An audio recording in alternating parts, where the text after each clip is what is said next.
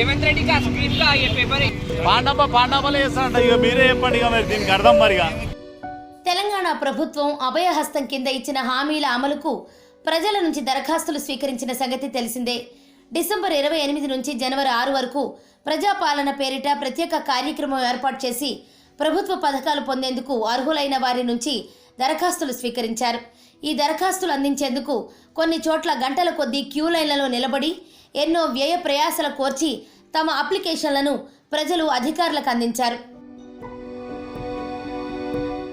అయితే అంత కష్టపడి సమర్పించిన ప్రజాపాలన దరఖాస్తులు హైదరాబాదులో నడి రోడ్డుపై ప్రత్యక్షమయ్యాయి. ఓ వ్యక్తి బైక్పై వాటిని తరలిస్తుండగా రోడ్డుపై ఎగిరిపడ్డాయి. వాటిని చూసిన స్థానికులు షాక్ అయ్యారు.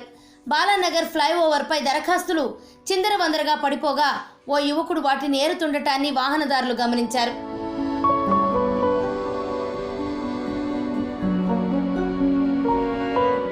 ఏం జరిగిందని అతన్ని ఆరా తీయగా ఎవరో ర్యాపిడోలో బుక్ చేస్తే తాను తీసుకుని వెళుతుండగా అట్టపెట్టె చిరిగి దరఖాస్తులు రోడ్డుపై పడ్డాయని ఆ వ్యక్తి వివరించాడు. అట్టపెట్టెలో 500కు పైగా దరఖాస్తులు ఉండగా వాటిపై హయత్ నగర్ సర్కిల్ పేరు రాసి ఉంది. అసలు సంబంధం లేని ప్రాంతానికి అవి ఎందుకు వచ్చాయన్నది ప్రశ్నార్థకమైంది. ప్రజాపాలన దరఖాస్తులు ఇలా నిర్లక్ష్యంగా ఓ చోటు నుంచి మరో చోటుకు తరలించడంపై ప్రజలు ఆగ్రహం వ్యక్తం చేస్తున్నారు.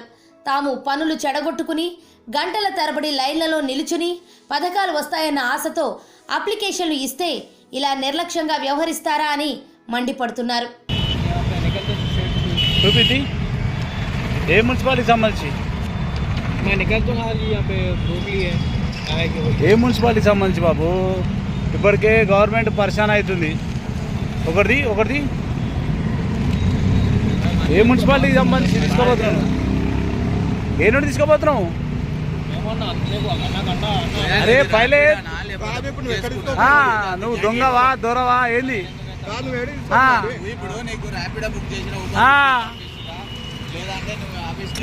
నేనేం బట్రా ఇవి ఏ నుండి తీసుకోబోతున్నావు?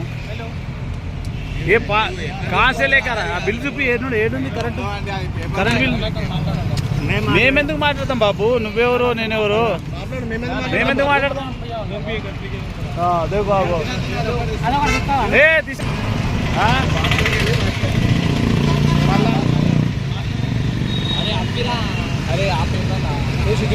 అది తీసుకురా తమ్ముడు, అది తీసుకురా.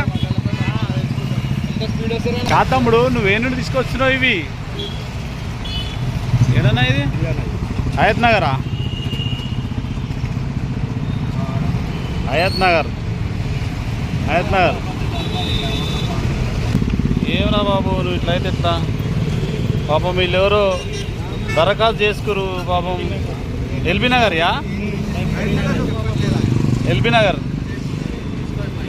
ఇట్లా వచ్చినాయి. అరే బాబు ఎల్బీ నగర్ ఈడెందుకు పెట్టినరా బాబు? హయత్ నగర్ ఫామ్ బాలనగర్లో కనిపిస్తున్నాయి ఇవి, అంతేనా? హయత్ నగర్ ఫామ్లు బాలనగర్లో కనిపిస్తున్నాయి. అడుకో ఆయనకి ఇచ్చేసి కొని.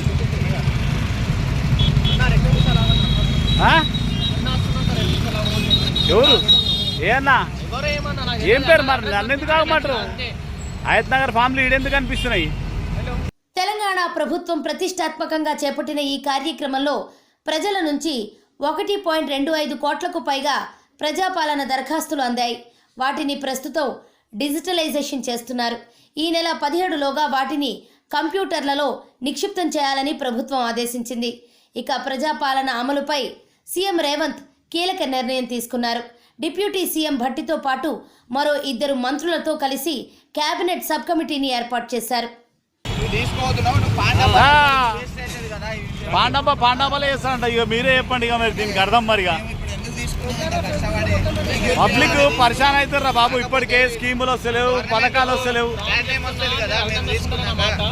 నేనేమంటున్నా, నువ్వు ఏ నుండి వస్తున్నావు? ఏ నుండి పికప్ చేసి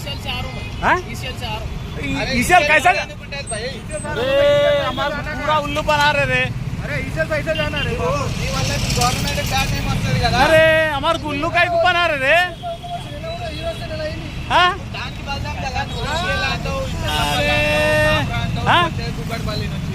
చూసినా ఆడు ఈసీఎల్ అంటున్నాడు.